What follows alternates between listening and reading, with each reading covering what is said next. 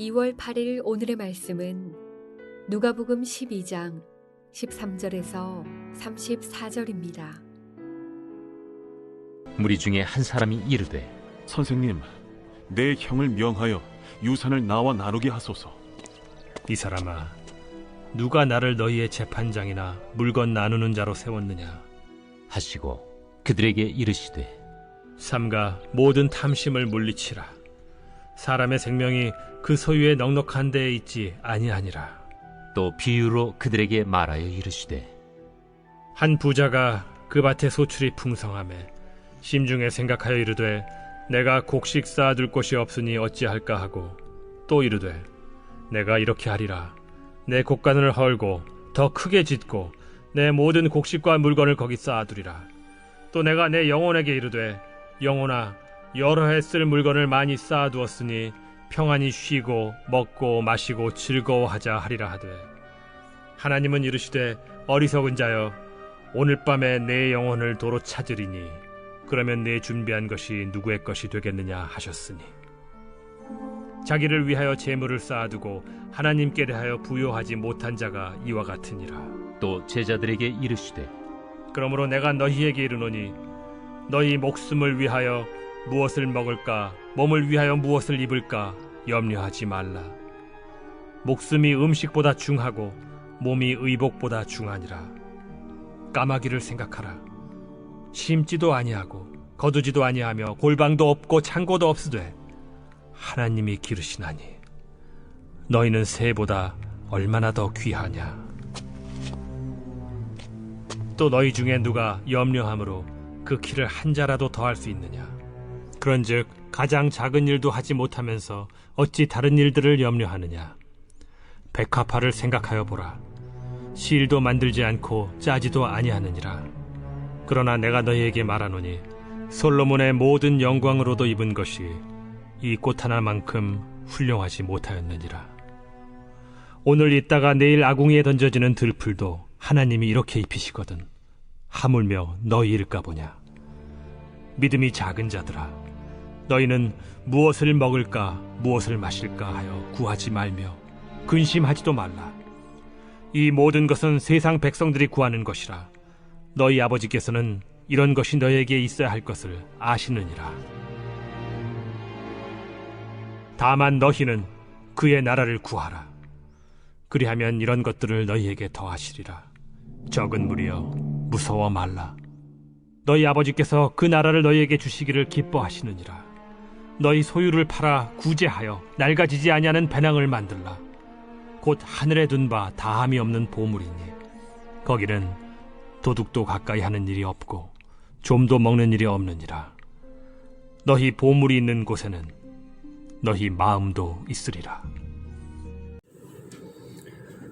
오늘 본문 누가복음 12장 13절부터 34절에는 생명의 가치는 소유에 있지 않음을 이야기하고 있습니다. 생명의 가치가 소유에 있지 않으므로 우리는 어떠한 궁핍함 가운데서도 염려하지 말 것을 오늘 본문에서 이야기하고 있습니다.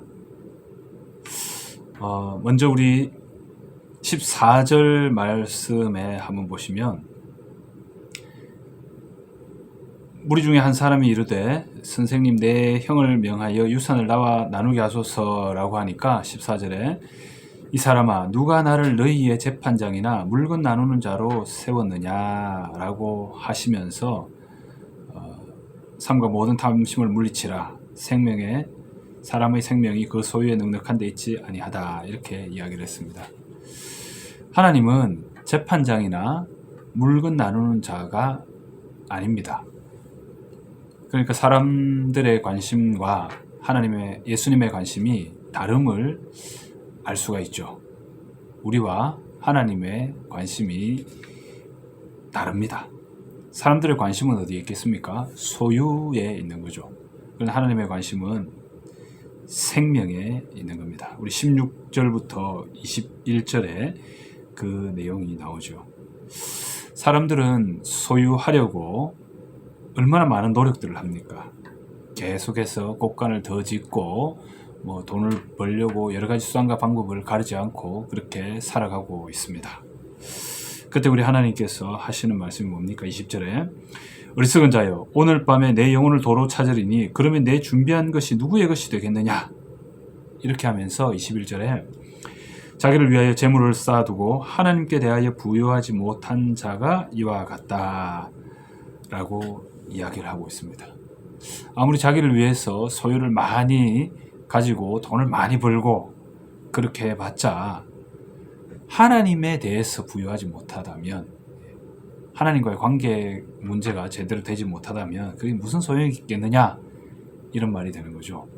그리고는 이어서 이제 염려하지 말 것을 이야기하고 있습니다. 22절에 너희 목숨을 위하여 무엇을 먹을까, 몸을 위하여 무엇을 입을까 염려하지 말라. 이 염려는 다 누가 하는 거죠? 이 이방 사람들, 다 세상 사람들이 하는 겁니다. 하나님께서는 까마귀도 키우시고 새도 이렇게 기르시는데 25절에 보시면 너희 중에 누가 염려함으로 그 키를 한 자나 더 할 수 있느냐라고 하고 있습니다. 우리가 염려한다고 우리의 생명을 연장하거나 장수하게 되는 것 아닙니다. 그러니까 가장 작은 일도 하지 못하면서 왜 염려하느냐 이렇게 이야기하고 있죠. 우리가 염려한다고 우리의 문제를 해결할 수 있는 것 아니지 않습니까? 그 문제를 해결할 수 있는 분은 우리 하나님이시죠. 하나님께서 그 문제를 해결하시는데 우리가 그것을 염려한다고 해서 해결되는 것이 결코 아님을 이야기합니다. 그리고 이어서 우리 백합화를 생각하여 보라. 실도 만들지 않고 짜지도 아니하느니라. 그러나 솔로몬의 모든 영광으로도 입은 것이 이 꽃 하나만큼 훌륭하지 못하느니라. 하나님께서 덜풀도 입히시고 새도 기르시고 다 그렇게 하시는데 왜 염려하느냐, 믿음이 작은 자들아, 이렇게 이야기합니다. 그리고 결론적으로 뭐라고 이야기합니까? 이런 것은 염려하지 말고 다만 너희는 그의 나라를 구하라. 그리하면 이런 것들을 너희에게 더하시리라. 하나님의 나라를 구하면 다른 거, 먹을 거, 입을 거, 마실 거, 이것은 하나님께서 다 책임져 주신다. 그런 말씀이 되는 거죠. 그리고 이어서 소유를 팔아서 구제하라 라고 이야기합니다. 소유를 팔아 구제하여서 낡아지지 아니하는 배낭을 만들라. 보물을 쌓아둘 곳이 바로 하늘나라라는 거죠. 그리고 34절 마지막 절에 보면 너희 보물 있는 곳에는 너희 마음도 있다 라고 이렇게 이야기하고 있습니다. 소유의 문제, 이 돈의 문제, 우리 평생 해결하기 힘든 그런 숙제이기도 합니다. 우리가 신앙적으로라야 다 알죠. 이 돈을 선용하여서 우리 하나님께 영광 돌려야 된다, 이런 거 다 알고 있습니다. 돈을 사랑함이 일만 악의 뿌리다 라고 이야기하고 있죠. 돈 자체가 나쁜 것은 아니겠지만, 소유 자체가 나쁜 것은 아니겠지만 그 소유를 어떻게 사용하느냐에 대한 문제이죠. 하나님께 사용하는가 아니면 자기 유익을 위해서만 사용하는가, 이 문제가 발생하게 되는데요. 어쨌든 이러한 문제들 때문에 우리가 소유의 문제를 제대로 잘 청직으로서 관리하지 못하는 모습을 많이 보게 됩니다. 사회심리학자인 에리 프롬은 소유냐 존재냐라는 그런 책을 쓰기도 했죠. 또 프랑스의 우리 철학자이자 사회학자이고 또 신학자인 자크 엘릴 같은 경우에는 하나님이냐 돈이냐, 이런 책을 쓰기도 했습니다. 사람들은 자기 소유에 대한 문제에 집착을 하고 있죠. 그래서 자기가 어떤 존재인지, 어떤 존재적인 그런 목표를 가지고 살아가야 되는지를 놓칠 때가 많이 있습니다. 그리고 이 돈에 대해서도 잘 선용하지 못하기 때문에 하나님만을 섬겨라, 그런 의미에서 하나님이냐 돈이냐, 그렇게 우리 성경에도 그런 내용이 나오고 있죠. 그만큼 우리에게 허락되어 있는 소유, 그리고 돈, 재물, 이러한 것들을 선용하기가 참으로 쉽지 않습니다. 그래서 오늘 이 어리석은 부자의 비유를 통해서 우리의 가치, 우리의 참된 가치가 어디에 있는지 정말 하나님의 선하심을 의지하도록 그렇게 이야기하고 있죠.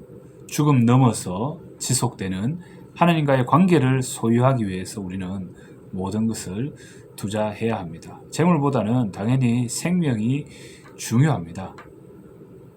하나님의 관심은 어디에 있습니까? 우리의 생명에 있는 거죠. 예수 그리스도의 관심도 우리의 생명에 있습니다. 우리 역시 생명, 그리고 하나님과의 그 관계를 어떻게 유지해야 될 건가? 여기에 첫 번째 관심을 두어야 되는데, 우리의 관심은 어떻게 해서든지 악착같이 더 벌 건가, 더 모을 것인가, 여기에 관심이 많게 마련입니다. 우리가 먹고 마시고 살아가고 하는 것, 누가 책임지십니까? 우리 하나님께서 책임지십니다. 그러므로 우리는 염려할 필요가 전혀 없습니다. 오늘 본문을 접하면서 그러나 저 역시도 이 문제로부터, 재물의 문제, 돈의 문제로부터 자유할 수 없음을 고백합니다. 저와 비슷한 연배의 사람들을 생각해 보면, 저는 물론 주의 길을 가고자 이렇게 헌신했습니다. 그럼 아주 믿음이 충만하여서 아주 돈을 초월하여서 주님을 더 사랑해야 되는데 그러지 못할 때가 많이 있습니다. 시시때때로 염려합니다. 염려에 쌓여 있습니다. 이 또 재물의 문제 때문에 가정에서도 자주 다투게 되고요. 이런 일은 아주 비일비재합니다. 목회자도 그런데 여러분들은 어떻겠습니까? 노후를 한번 생각해 보면 이것 역시 참 심히 걱정될 부분입니다. 그래서 온전히 이 부분도 하나님께 맡길 따름인데요. 인간적인 면으로, 인간적인 모습으로 생각해 본다면, 철두철미하게 계산적으로 생각해 보면 참 힘든 그런 부분입니다. 참 암담하고 답이 없고, 이렇게 살아서 나중에 노수가 되는 건 아닌가, 이런 생각도 때로는 들긴 합니다. 여러분, 염려하는 이유가 무엇입니까? 염려하는 이유는 바로 소유의 문제이죠. 소유하지 않아서 염려가 되고, 뭔가 돈이 없어서 걱정되고 그런 것 아니겠습니까? 그러나 우리가 진짜 소유해야 될 것은 무엇입니까? 진짜 소유해야 될 것은 바로 하나님의 나라이죠. 진짜 우리가 제대로 바라보고 집중해야 될 것은 하나님과 우리 사이의 관계가 바로 되어 있느냐 아니냐, 그 문제입니다. 하나님과의 관계가 바로 되지 않은 상태에서 아무리 돈을 많이 번들 소용없죠. 그러나 하나님과의 관계가 바로 된 상태에서는 가난해도 그곳이 하나님의 나라가 되는 겁니다. 염려와 걱정과 근심 가운데서 살아가는 우리네 인생입니다. 그런 우리 인생을 향하여서 우리 하나님께서 생명의 가치가 소유에 있지 않고 하나님과의 관계의 문제에 있다는 것을 알려주고 있고, 그러므로 하나님의 자녀인, 하나님의 백성인 우리에게 염려할 것이 없음을 분명하게 이야기해 주고 있습니다. 우리가 소유를 하고 또 어떤 소유에 대해서, 재물에 대해서 그걸 안 볼 수가 없잖아요. 그래서 이런 좀 생각을 한번 해봅니다. 우리의 재물에, 오늘 본문에 있는 말씀처럼 너희 보물이 있는 곳에 마음이 있다고 하지 않습니까? 우리는 재물에 마음을 안 둘 수가 없거든요. 그리고 돈에 관심을 안 가질 수 없습니다. 그러므로 우리의 소유와 돈과 재물을 하나님께 둬야 되지 않을까요? 그러면 우리의 마음이 그 소유와 재물에 있으니까, 그것을 하나님께 뒀으니까 우리의 마음이 하나님께 가게 될 것입니다. 좀 억지 논리인 것 같기는 한데요. 성경에 그렇게 기록되어 있으니까 그런 생각을 한번 해보게 됩니다. 그래서 내가 가진 관심사, 내가 벌고 있는 그 돈들, 내가 하는 모든 것들을 하나님께로 한번 향해 보시기 바랍니다. 그러면 내가 관심 가지고 있는 그 부분이기 때문에 내 관심도 하나님께로 갈 수밖에 없습니다. 오늘 하루, 그리고 이번 일주일 동안의 삶을 살아가시면서 또 뿐만 아니라 우리 일생 가운데, 물론 우리가 모든 것을 다 초월해서 하나님만을 따르고 또 하나님께 집중하고 그러면 좋습니다. 그러나 그럴 수 없기 때문에 우리의 그 보물을 하나님께 한번 둘 수 있었으면 좋겠습니다. 그래서 우리의 마음도 역시 하나님께로 갈 수 있기를 원합니다. 염려하지 마십시오. 보물을 하늘에 쌓아두십시오. 그래야 할 때에 하나님의 놀라운 은혜, 그 크신 하나님의 그 사랑을 더더욱 느끼며 또 응답을 경험하며 그렇게 믿음으로 승리할 수 있게 될 것입니다. 기도하겠습니다. 할렐루야. 하나님, 우리는 참으로 연약한 존재들입니다. 이 재물로 인하여서 시험 들 때도 많이 있고, 이 돈으로 인하여서 참 우리가 범죄할 때도 많이 있음을 고백합니다. 하나님, 저희들의 그런 모습들 용서하여 주옵시고, 우리 썩은 부자와 같이 우리가 현재의 이 소유의 문제에만 집착하지 않게 도와주시고, 하나님을 바라보게 하여 주옵소서. 하나님과의 관계를 바로 설정할 수 있는 저희들 되게 도와주옵소서. 그래서 우리가 염려하지 말고 우리의 마음을 온전히 하나님께 향할 수 있도록 인도하여 주옵소서. 우리 구주 예수 그리스도의 이름으로 기도드립니다. 아멘.